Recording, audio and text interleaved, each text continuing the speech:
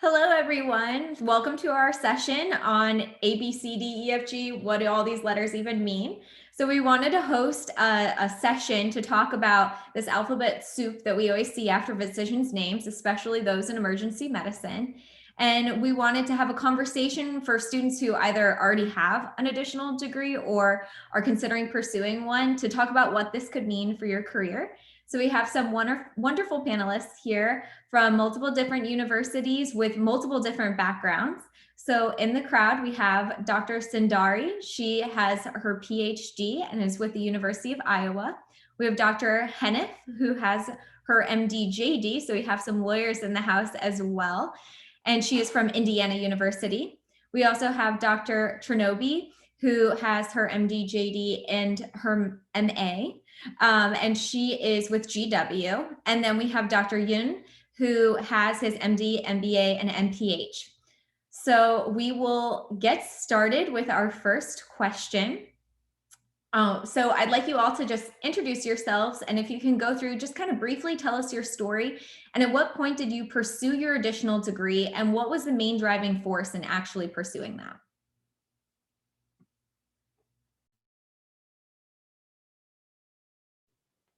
I guess I'll go ahead and start then if no one minds. So my name's Karen, and I originally got into research after I didn't get into medical school the first time. So I went and I pursued a master's degree at Roswell Park Cancer Institute, and I found I had a real passion for research, and therefore I jumped into an MD PhD program.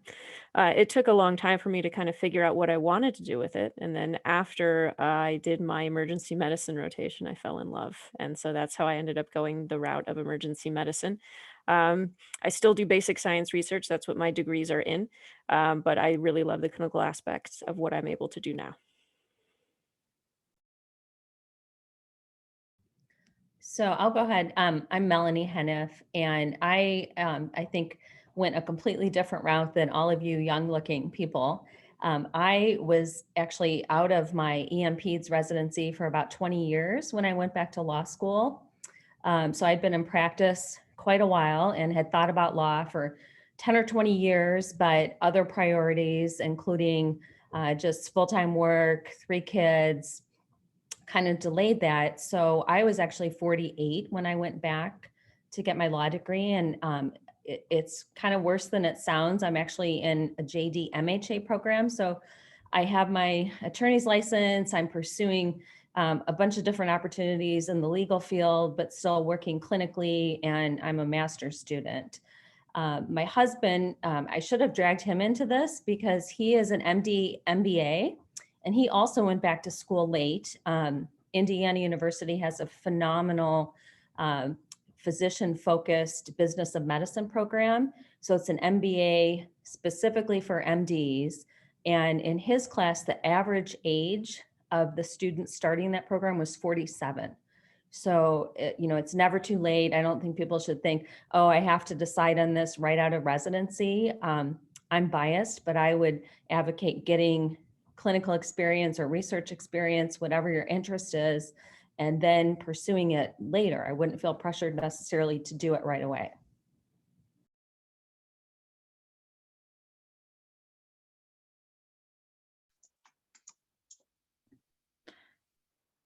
Brian, you going? Go ahead, Kivy. It's all good. Okay. So I had decided like from a young age that I wanted to go to med school. I was actually just talking to someone else this morning. And I had always just wanted to be a doctor. And I was in the 5th grade and my dad was like, you should go to med school and law school. And I was like 10 years old. And I was like, you can't do that. Like after college, you have to pick one or the other. And I'm going to be a doctor. And so that was kind of that, and like never ever talked about it again. But I was in the 11th grade and was really inspired by watching Susan Wood, who is then director of the Office of Women's Health at FDA, step down over some politicization of Plan B going over the counter. And it, kind of watching that unfold, I realized that it was, not just physicians at the bedside who really were determining what care looked like that patients were getting, but that it was health policy, decision makers, it was lawyers, it was all these other people who really like kind of sketched out the confines of medicine. And then what we as physicians could do would be, within those boundaries. And so that's when I really started to think seriously about going to law school and doing both. The idea being that, I could be a practicing physician and I could maybe get involved in health policy, and I could use, the clinical experience to help drive informed decision making. And I also developed at this time this interest in ethics and, decision making and advocate, autonomy, and specifically decision making for adolescents. And so in reproductive health. So after undergrad, I was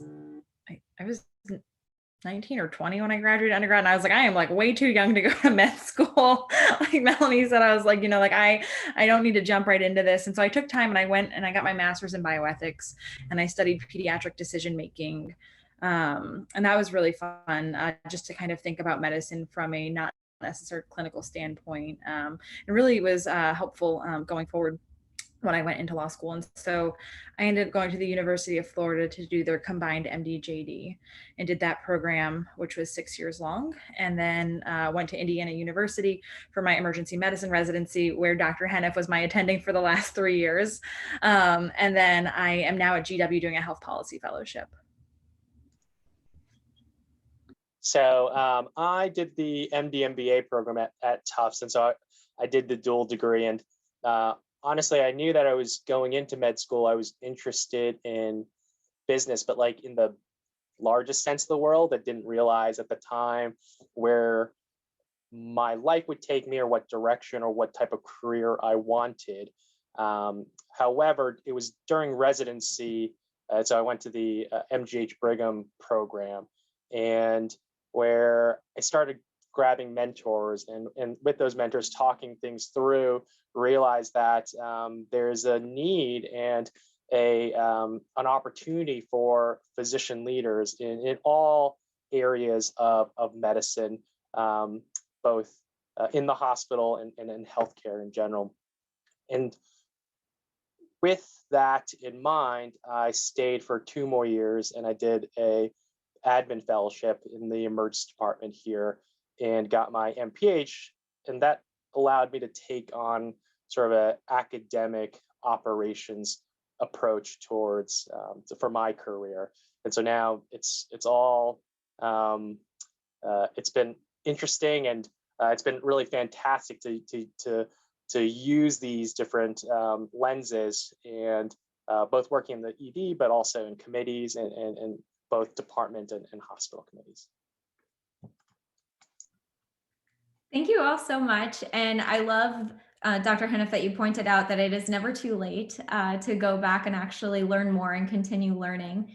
I also realized in my excitement to get things started, I didn't do any housekeeping and I didn't formally introduce myself. So I'm Leah, by the way. I am on the Vice President of the Medical Student Council, and I am currently in MS4 at the University of Miami. And I selfishly wanted to host this panel because I am currently pursuing my Master's of Science in Genomic Medicine. So I'm getting a degree alongside, and I realized I was asked multiple times along the interview trail this year, what are you going to do with that master's in the future? So I wanted to hear from people who had pursued other things. So I'll have some questions for you myself, but for all of our attendees that are here, if you have any questions, go ahead and drop them in the chat and we'll make sure to ask them. If you want, if you haven't been to a webinar before, if you message to just panelists, it will only be us that see it. But if you message to panelists and attendees, then everyone here will get to see your question.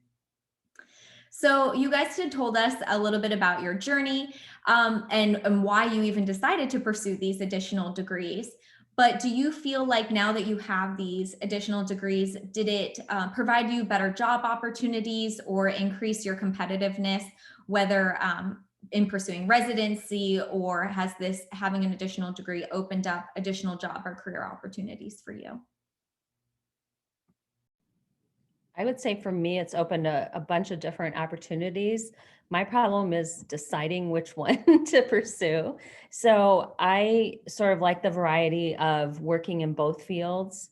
So while I'm finishing my MHA, I'm also interviewing in different opportunities with law firms, risk management departments, and of course, continuing academics. So most of my academic focus for the last probably 15 years has been on medical legal aspects of emergency medicine. So what I'm anticipating in the next year or two, I will be shifting to part-time law, part-time medicine, emergency medicine, and then eventually, probably in the next 5 to 10 years, practicing law exclusively. So the opportunities that I've had would be academics. I could do straight legal practice. I could just stay with clinical and academics. There have been opportunities in risk management. I work for a malpractice insurance company. I've done that consulting for about 17 years, I think. And I do a lot of medical legal consulting. So I think it's just opened up so many opportunities and connections. So even though I started awfully late, I don't regret it at all. But I do feel that my value to a lot of these firms and companies that I've met with is my clinical background. So I think the fact that I have this extensive medical background and risk management background means as much or more than the degree. So sometimes it's not just the letters, it's the experience that you have. And that's helped me decide what I want to do. So I think another reason to not feel pressured into getting that extra degree right away. Sometimes the longer you practice, the more you realize what the relevance is of another degree.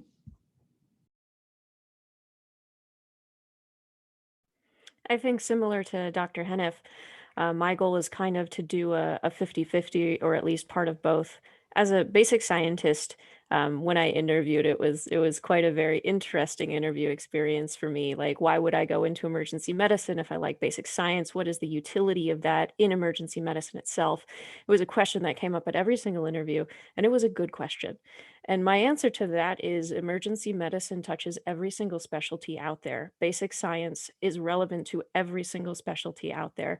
And in emergency medicine, frankly, I could do research in anything, and that's what my PhD allows me to do. It's a tool set. It doesn't mean that I have to do what my thesis project was in. It means I have the training to pursue whatever question interests me. And in emergency medicine, and specifically, I love the clinical practice of it. I love it so much, but I also love research. And the work-life balance of emergency medicine kind of lends me the ability to do everything that I want to do. And I'm in such a supportive environment here at the University of Iowa in their PSTP program. I'm a second-year resident, so I can't really talk too much about job opportunities. Our program is a 3-year program with 2 years guaranteed after graduation with protected research time. So it's very much a hybrid situation. It's a very new program. I'm the first resident in it, so no pressure. But essentially, my goal in my career is to be able to do a 50-50 split. And that's what I've always wanted to do since I started my MD PhD route. And the opportunities here in emergency medicine for research of any sort is amazing. Right now I'm doing infectious disease research, and I wanted to do that before COVID. You guys should all know that. I wanted it before it was popular. But now it's even more relevant than it was before. And it's a lot easier of an argument now when we've been confronted with a pandemic. So very relevant, I think, to my career choices and just amazing opportunities in general with emergency medicine.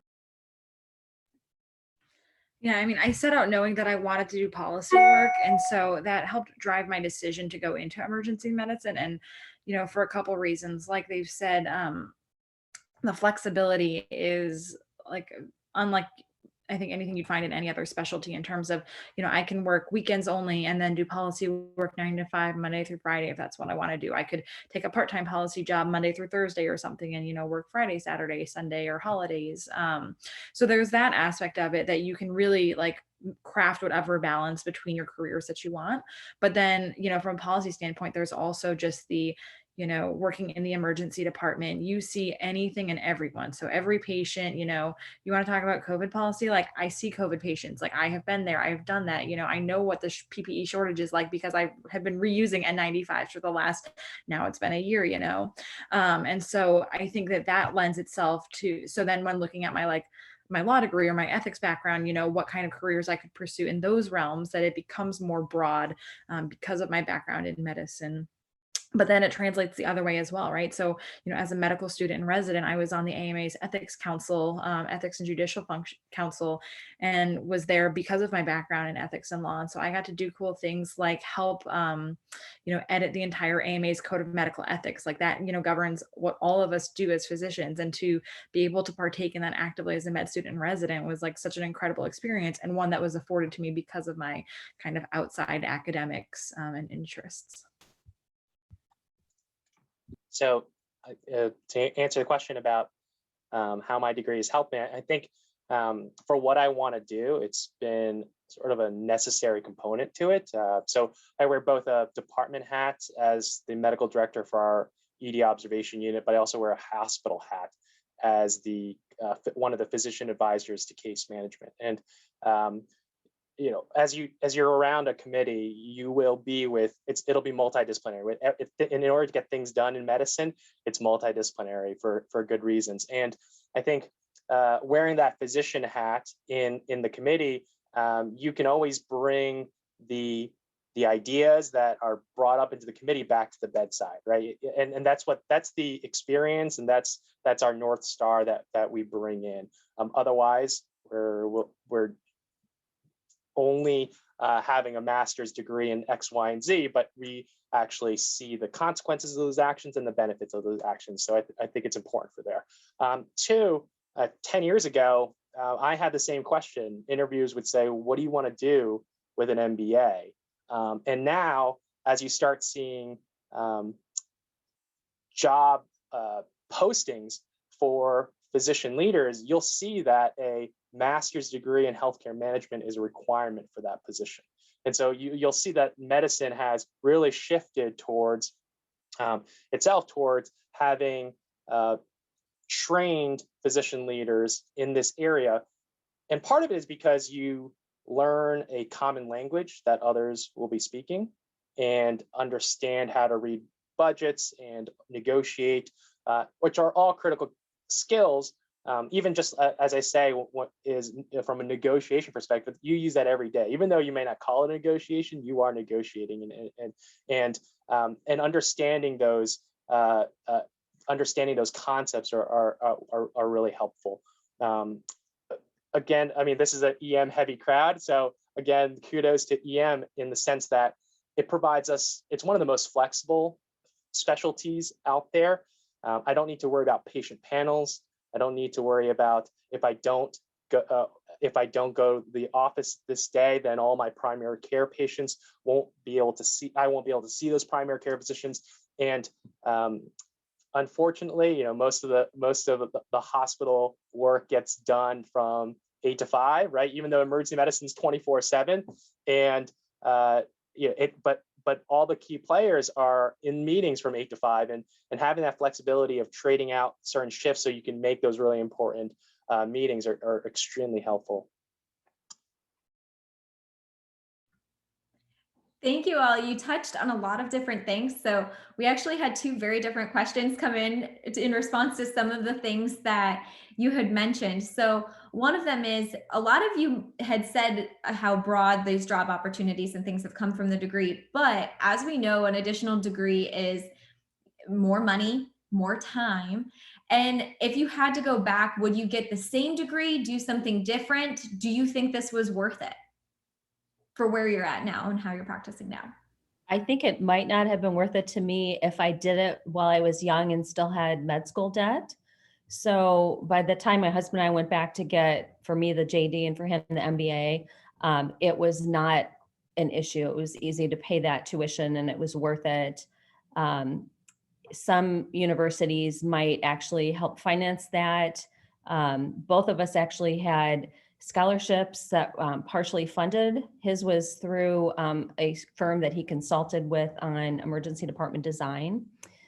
They had sort of a fellowship for the MBA program, and mine was through a health law firm that had an established presence at our law school. So there's lots of opportunities. And, again, you're right, you're giving up income and you're paying tuition, and it's substantial. And I think tacking that on early on could be a big barrier for a lot of people. But later, doing this later, and again, obviously my bias is go ahead and do this while you're old. was not a big deal.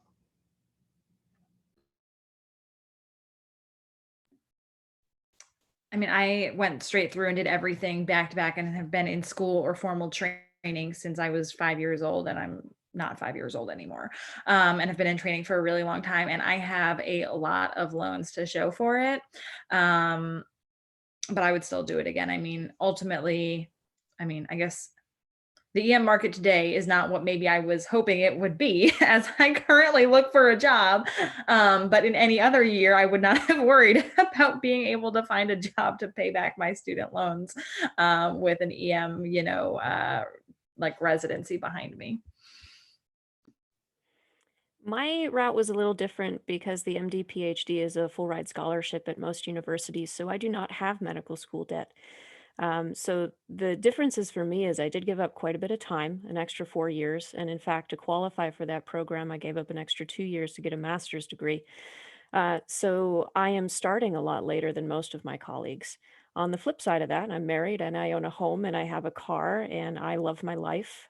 So an MD PhD program is not for everybody. The PhD, in my opinion, was a lot harder than medical school. And I don't mean to say that medical school isn't hard. What I mean to say is 1/3 of all of my colleagues drop out in their PhD years and all of them make it through medical school. The PhD is simply a different experience. And if you drop out of this program, you have to repay all loans, and that's usually how it works. So it's a give and take. You give up time to do the MD PhD, and then you likely give up future income because research doesn't pay as well as clinical practice. On the other side, if you're really good at writing grants, you might be able to make up for that. So it's a cost benefit analysis. So doing a dual degree definitely is more expensive than med school by itself.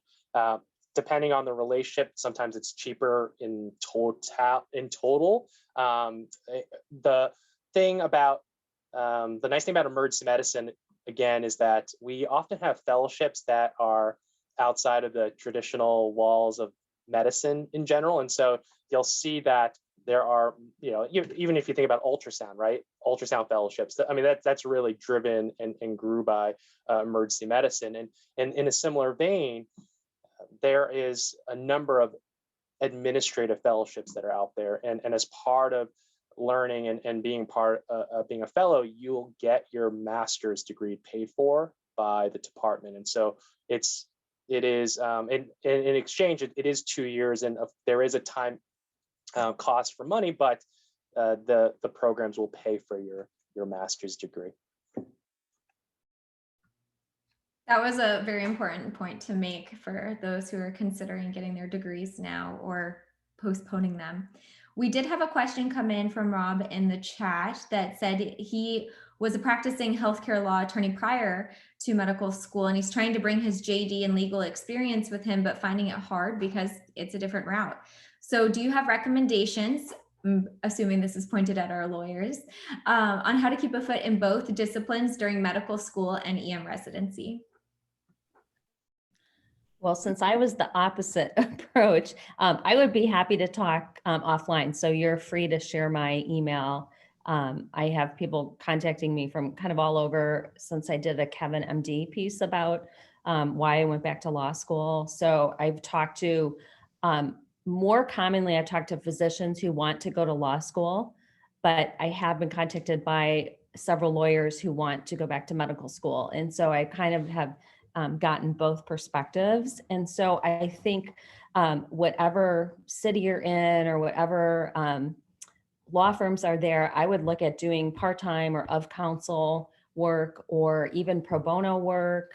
I would look at consulting firms. I would look at malpractice insurers. Sort of depends on where you're at and what work opportunities there are, but I would do at least something to keep your foot in that. And then participate in combined organizations. Like we have the Indianapolis Bar Association, but they also have a healthcare committee, and they also have what they call the lawyer doctor committee. I call it the doctor lawyer committee. But pre-COVID, they would plan group events and dinners and meetings where they would invite all of the physicians from the medical society and all of the attorneys from the bar association, and have speakers that cover topics of interest to both. So there's definitely ways to keep networking, and it doesn't mean that you have to do law full time, but I would try to do something to have a presence in the legal community while you're in med school or residency.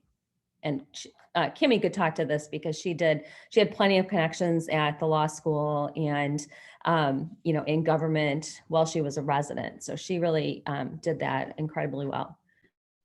Yeah, so the structure of my program was 2 years of med school, 2 years of law school, 2 years of med school. And so kind of battled this throughout. And so, my first 2 years of med school, I did like an internship at the FDA Office of Policy to kind of get that policy piece while still doing med school stuff that summer, while most, of my classmates were doing basic science. And then when I went to law school, I volunteered every week at our free medical clinic, the free medical student clinic. And then when I went back to medical school, I started doing like more pro bono volunteering work. And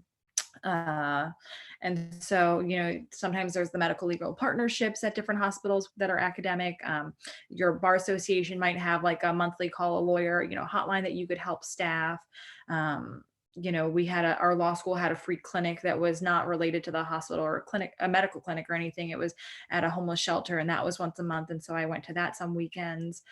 So just finding different ways. And then once I became a resident in Indiana, I really didn't have any connections to the law community because I took my bar in Indiana, but hadn't gone to school there or anything. And so started going to the law school's health law CLEs and started networking that way to get involved. And then doing my advocacy work, I was really active with the State Medical Association, and so did legislative advocacy work through them, and was able to kind of keep my foot in the legal sphere that way.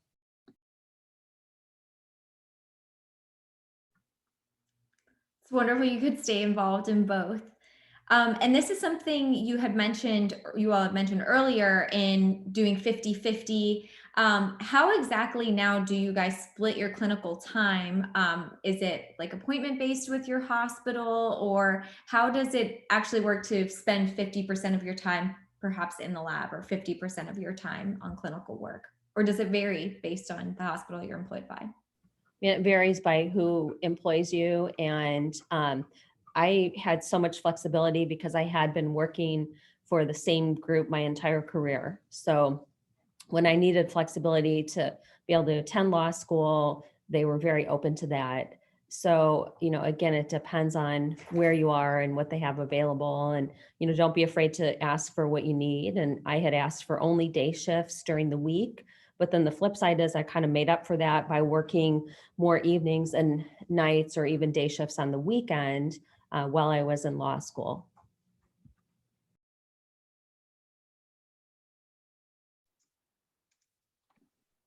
So I spend I work about, policy.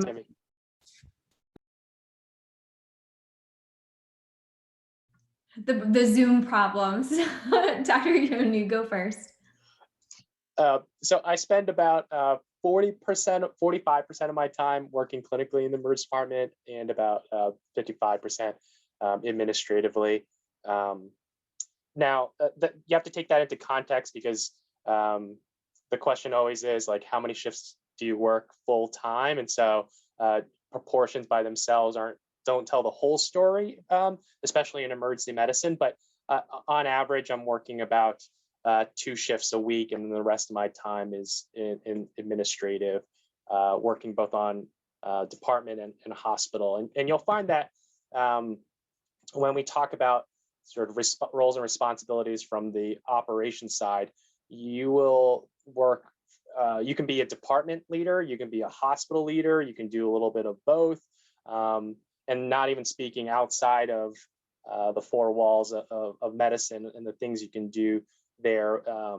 But part of that is just what specific role you do for the department and the time that the department designates to protect your time so that you are free from your clinical duties so that you can attend meetings and work on projects.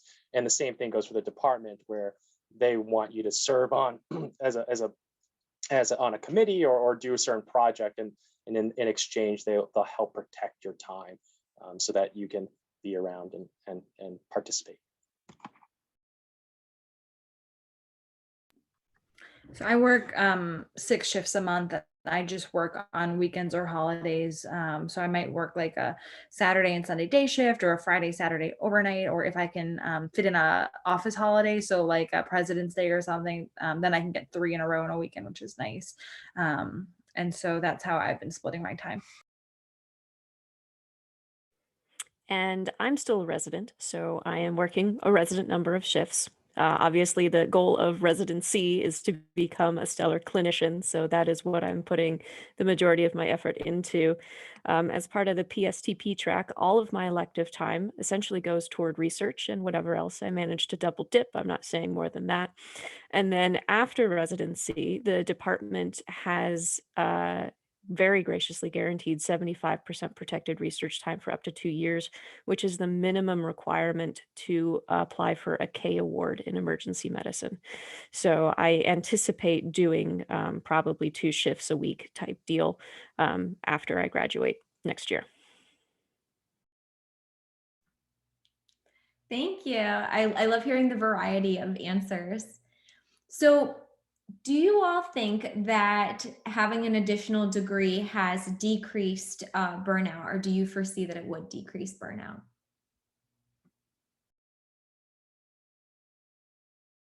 Or do you become more burned out? I don't know. I think it decreases it because you always have options. I think people get burned out when they feel like, oh, I'm locked into this big house and this big job and, too many shifts a month, and I'll just take on more shifts to, pay my mortgage or, whatever you do. And so if you get yourself locked in by living beyond your means, or having a job where there's high demand for clinical hours and no flexibility, I think that's a problem. I do think there's been some literature that people in academics maybe have less burnout because there's such variety. There's more opportunity to go off on different tracks, like the protected time people have talked about, or Brian talked about, more of the administrative time and the meetings involved. So, but I don't think that's 100%. I'm full-time clinical even throughout law school, and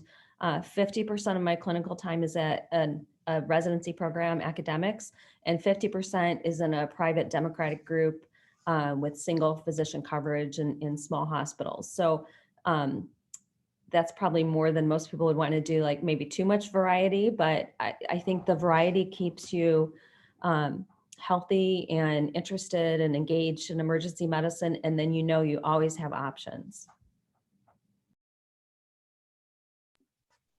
I think for me, I mean, the whole point of what I did was that I wanted to be able to fix things. And so for me, it helps protect, I think, against the burnout, because I can see these things in emergency medicine, be it COVID or the other thing. I mean, what we see is really hard every day. Even outside of COVID, we see really sad things, and see how our system is, failing patients. And so knowing that I'm doing work outside of that to try to fix the system really helps me like keep a positive outlook on the work that we do.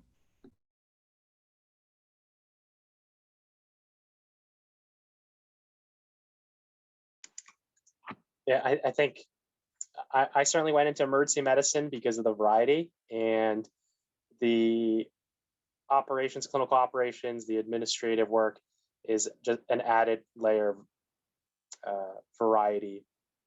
And you also have an opportunity to work with other healthcare players, other administrative leaders, nursing leaders, and it shines to light what could be an opaque process, and it allows you a seat at the table and to be a decision maker in, again, what it looks like an opaque process. We all take for granted that we have working tono pens, right, or that we have and the process by which to get a tono pen at the bedside is convoluted, I'll say that, but when it's actually there, it's wonderful, right? And other people get to use it, and you're just like, oh wow, we did a great job. And so so I think that a part of protecting yourself from burnout is having control,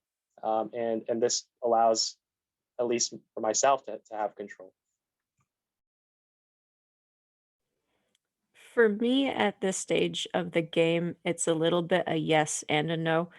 Um, Being the first PSTP resident in my program means that I don't have a senior to ask how this is supposed to go. I don't really have mentorship within emergency medicine. How am I supposed to use this PhD? I don't have mentorship as to what's my career supposed to look like in 10 years. So on the flip side, it kind of means that there are no restrictions. It's what I can imagine at this point. But residency is hard, and it's really hard kind of treading a new path, when you're also learning to just be a good physician. So I feel like my stress levels are high all of the time, but I also feel like that's normal. So, envisioning where I'm going to be in 5 to 10 years, with what I want to do and what's possible is kind of really what keeps me going. So it's hard right now. I mean, we're in the middle of a pandemic, and I'm trying to somehow do Lyme arthritis research in the middle of that. So it's weird. It's not burnout, I think, just so much as trying to juggle 50 balls at once and not let anything drop. And that's unrealistic. So I just keep telling myself that. So in the future, I think it will lead to decreased burnout, but right now it's a little stressful. Well, we are all cheering for you, Dr. Sundari. I wanted to ask, because Dr. Yun, you brought up a little bit about why you chose emergency medicine with the variety. Can either you expand on it or the others comment on why they chose emergency medicine? So personally, I liked that in one room I would take care of the fracture, in another room take care of the stroke. I also liked being right, next to, even in the COVID era with proper PPE, I like being next to people and responding to the bedside and doing reductions and procedures. And then the very next day, I'll be in a committee meeting, and we'll be talking about what we could do to make processes smoother and better. And it allows you to use different parts of your mind, your brain, and gets you out of what could just be like, I'm waking up, I'm eating breakfast, and I'm going to work. So that's that cycle. And at this point in my life, that's I'm loving it.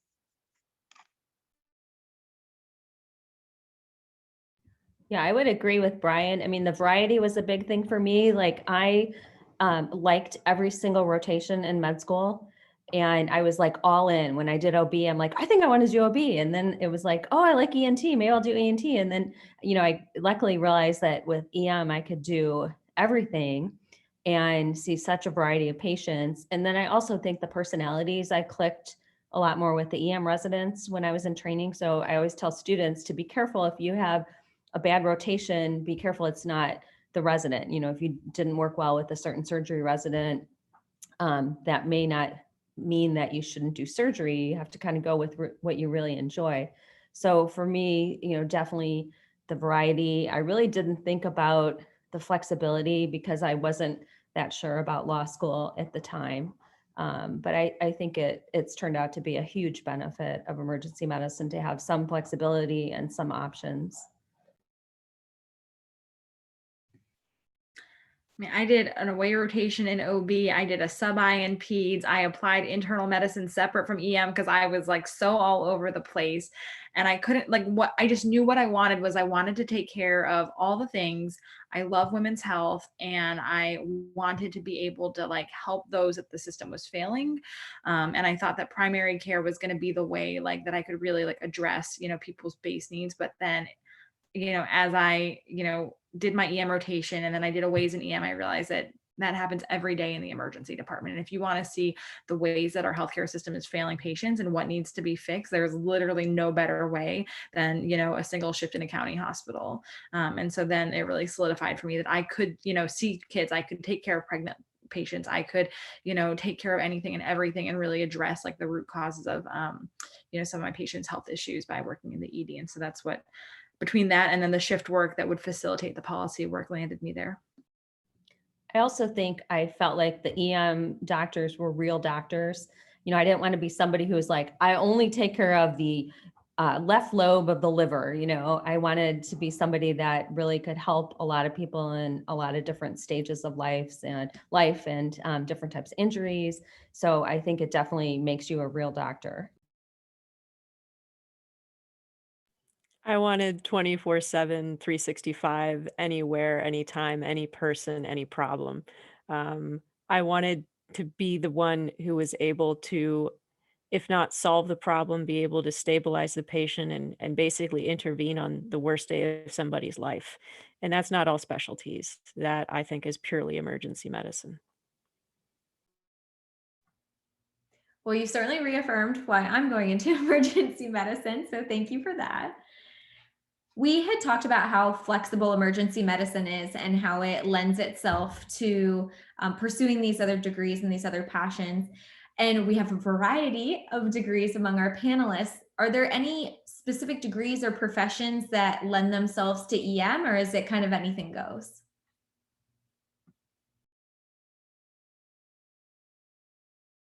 Boy, I think anything goes. I mean, look at the panelists.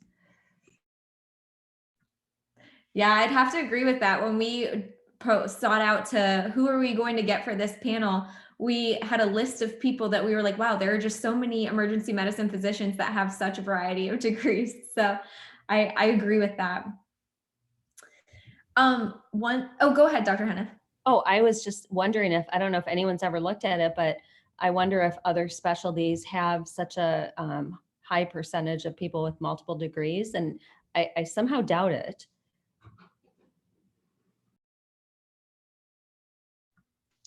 It sounds like a research paper.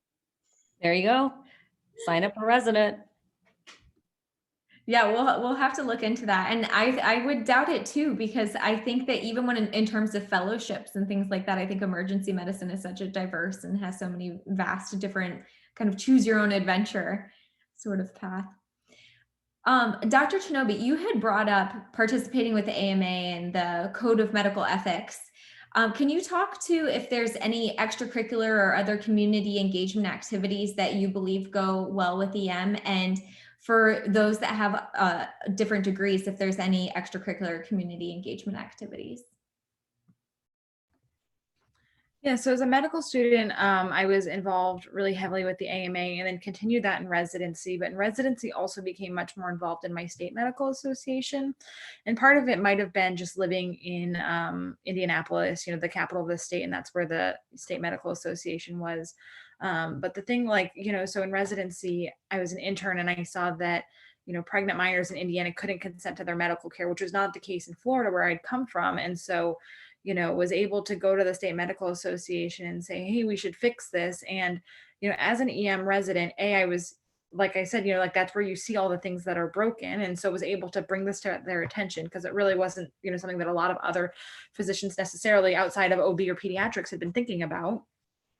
And then the other thing is that, when I went to go testify before the state Senate committee, that's at 9 a.m. on a Wednesday morning. Like as an emergency medicine resident, I'm off, right? Like I'm working an afternoon shift or I could trade out of that shift or whatever it is, but for any other resident, it could be really tricky to, be doing this kind of engagement when everyone else is working on these 9 to 5 schedules. And so, for me, that was really satisfying. And that's where I did most of my work extracurricularly in residency, was through my state medical association, and then like ASAP and AEM and SAEM are all really great places. And it doesn't have to be advocacy, right? Like they have basic science, areas that you can get involved in. I know Dr. Henneth has lectured extensively for ASAP on med mal things. And so no matter what your niche is, the organizations I think are a really conducive way as EM residents to get involved.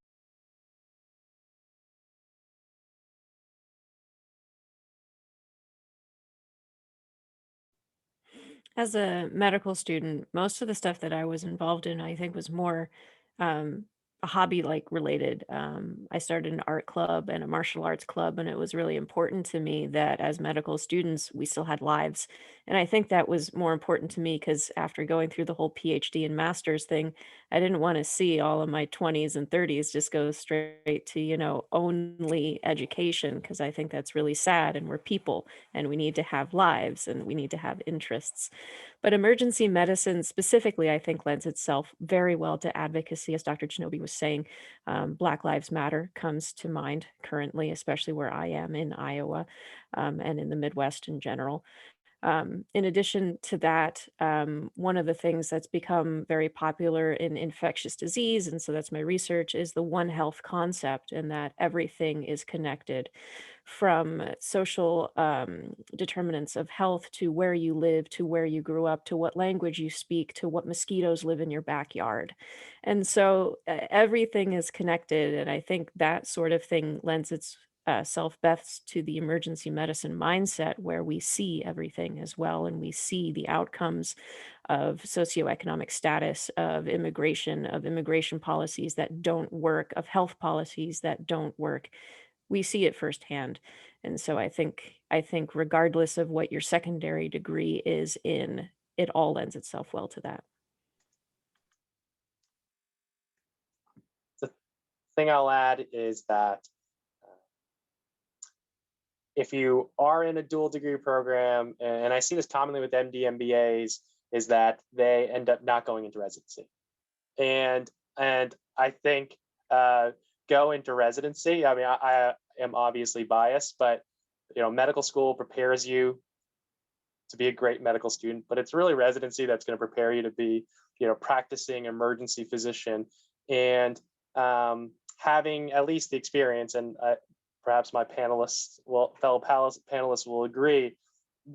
Med school doesn't really prepare you to be a doctor. It doesn't. You're not a doctor in the sense that you understand, all the examples Dr. Chernoby brought up. You just don't really understand until you are in the hot seat trying to make those decisions, and trying to piece together a plan that you're hoping that that we can get the patient the best type of healthcare that we ourselves would want, or our families. And so you need to experience that in order to have an understanding of where our healthcare system is and what we could do to improve it. And so my recommendation would be do the activities, but also do residency to get that view.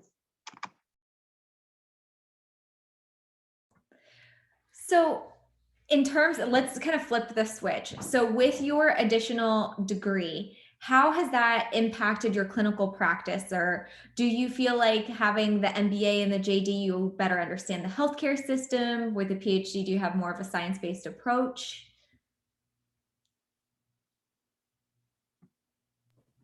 I'm gonna say, so like I said, intern year, I saw that these pregnant minors couldn't consent to their medical care, and I was like absolutely outraged, and had this new law license, and like knew how the legislative process worked, and decided we were going to fix it. And so got involved with the state association and helped write this legislation, and eventually got this pen from the governor when I was at the bill signing, because the law got passed when I was a second year resident. And so, as a second year resident, all of a sudden watch these minors in Indiana gain the ability to consent to their medical care. And that was like everything I'd ever dreamed of, right? Like I wanted to be able to see a problem and to fix it and use my training and my medical, both my medical training and my law training. And so for me, that was like this, everything was worth it. And so yeah, certainly.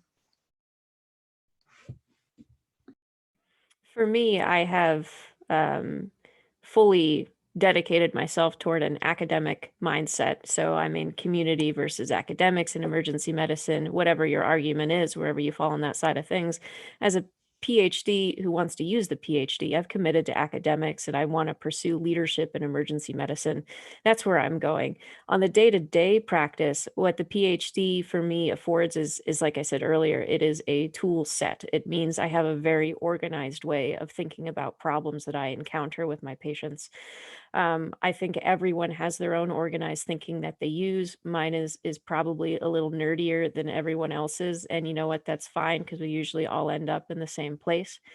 But as a resident right now, the PhD is useful only in the fact that I'm older and more experienced than my colleagues in a lot of things, which is really nice to be in a stable place at life and doing residency. But I think it's really, the PhD is really going to affect more what I do after I graduate than what I'm doing currently as a learner.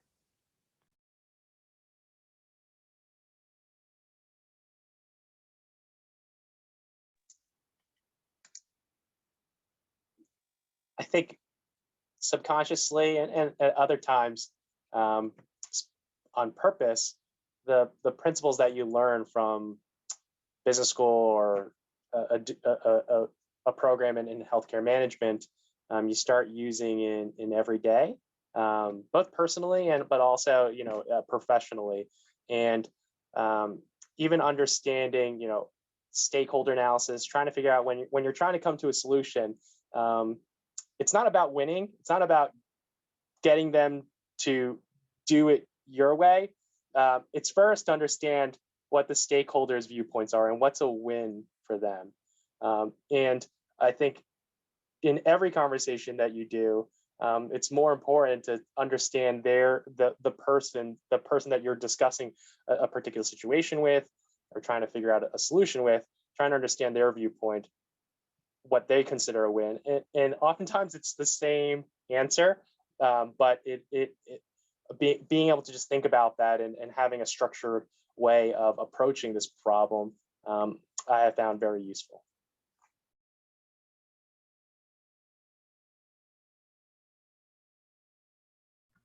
What about you, Dr. Henneth? Do you feel like you changed your practice because you prior didn't have the JD, and now that you have the JD, have you changed the way that you interact with patients?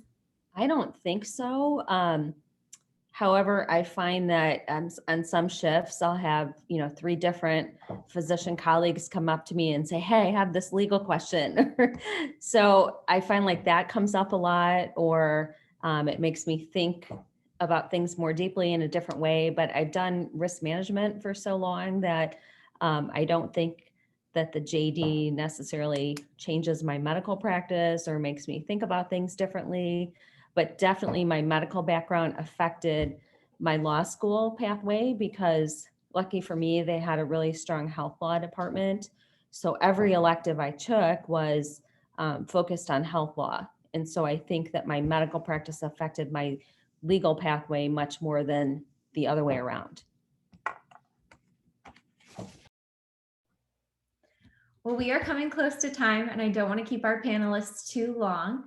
So if there's any last minute advice you all have, whether it be for students who are coming into medical school already having an additional degree, or those who are getting ready to potentially apply for a dual degree, if there's any things that you think we should think about, and then we'll close out.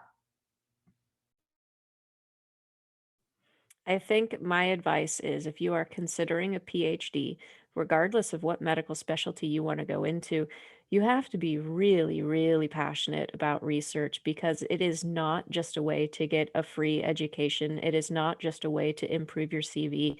It's extremely hard, and it is much, much longer if you try to do a PhD outside of a combined program. So in a combined program, you're looking at 2 to usually 4, possibly 5 years. But if you do one after or before graduation or before medical school, you're looking more an average of 5 to 6 years. And then you have to think about how you're going to use it. So in emergency medicine, like I said, the opportunities, in my opinion, are endless, but it is not something to undertake lightly. And you have to really love what you're doing. But I think that's true for really all things in life, personally.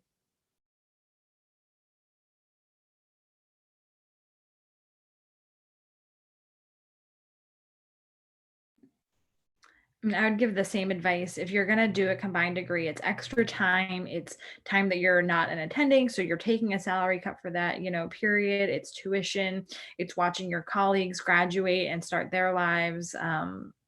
And so you have to be really motivated by what it is that you are trying to achieve. And I mean, so for me, like I said, I would still do it again.